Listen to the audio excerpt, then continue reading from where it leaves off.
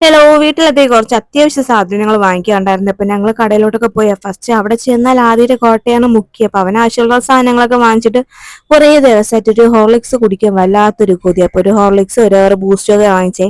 ഈ മാർജിൻ ഫ്രീയിലായിരുന്നാലും മാളിൽ പോയാലുള്ള പ്രത്യേക പ്രശ്നം എന്ന് വെച്ചാൽ കാണുന്നതെല്ലാം നമുക്ക് വാങ്ങിക്കാൻ തോന്നും. പക്ഷെ വാങ്ങിച്ചു കഴിഞ്ഞ് ബില്ല് കാണുമ്പോൾ നമ്മളെ കണ്ണ് തള്ളുകയും ചെയ്യും. എന്തായാലും അല്ലറ ചില സാധനങ്ങളൊക്കെ വാങ്ങിച്ചിട്ട് പിന്നെ നമ്മൾ തൊട്ടടുത്തുള്ള പച്ചക്കറി സ്റ്റോളിലോട്ടാണ് പോയത്.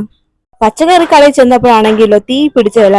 തേങ്ങയ്ക്കാണെങ്കിൽ സ്വർണത്തിനെക്കാട്ടിയും വില കേട്ടോ. അപ്പൊ അവിടെ ചെന്നിട്ട് ആവശ്യമുള്ള സാധനങ്ങളൊക്കെ എടുത്ത്, എപ്പോഴും ഞാൻ സാധനങ്ങൾ എടുക്കുമ്പോഴും ആവശ്യത്തിൽ കൂടുതൽ എടുക്കും കേട്ടോ. അതുകൊണ്ട് ഞാൻ ഓരോന്ന് എടുക്കുമ്പോഴും അമ്മയുടെ അടുത്ത് മതിയോ മതിയോ എന്ന് ചോദിച്ചിട്ടാണ് എടുക്കുന്നത്.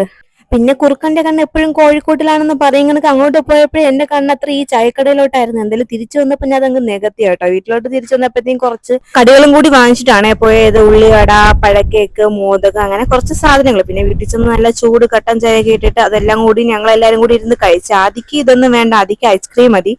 ഇന്നത്തെ വിശേഷങ്ങൾ ഇത്രയുള്ളൂ. ചാനൽ ഇഷ്ടപ്പെട്ട ഉറപ്പായിട്ട് സബ്സ്ക്രൈബ് ലൈക്കും ചെയ്യണേ. ടാറ്റാ ബൈ ബൈ, സീ യു.